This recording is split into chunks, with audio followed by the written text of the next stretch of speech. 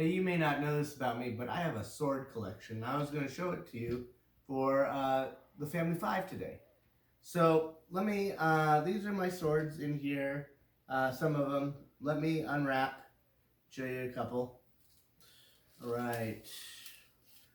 Well, here is a stack of some of my new American Standard swords.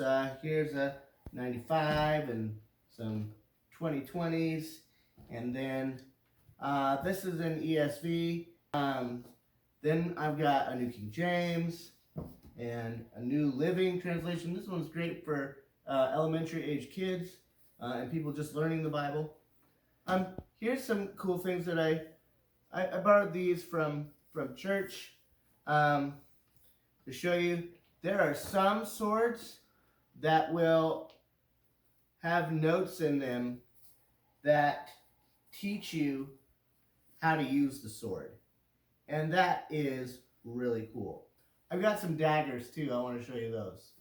In here I have some of my daggers. Now these are just smaller swords that have the Psalms and Proverbs and the New Testament in them. One's black, one's maroon, one's blue. My favorite colors for swords and daggers are black and brown. Maroon is nice, and the blue's okay.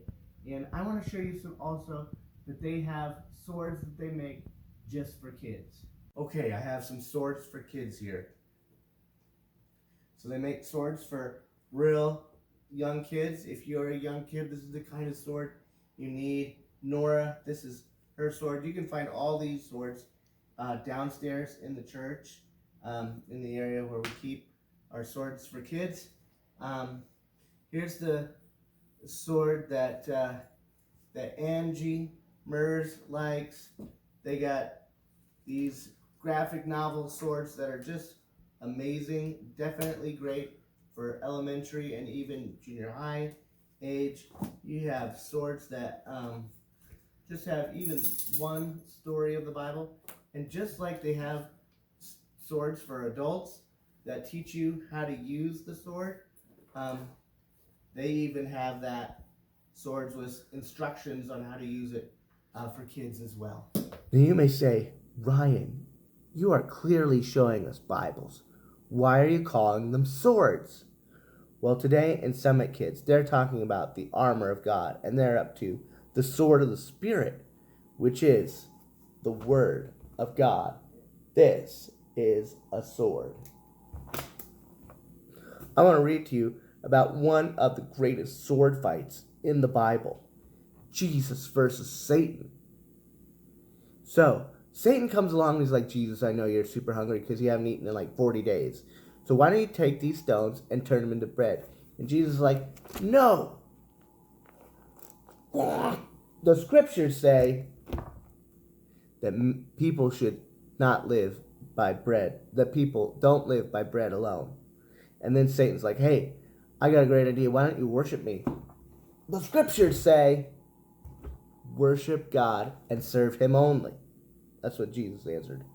Okay? Then Satan's like, oh, well, two can play this game. I can also use a sword. Jesus, why don't you throw yourself off the temple? People will see it and be super impressed when the angels save you.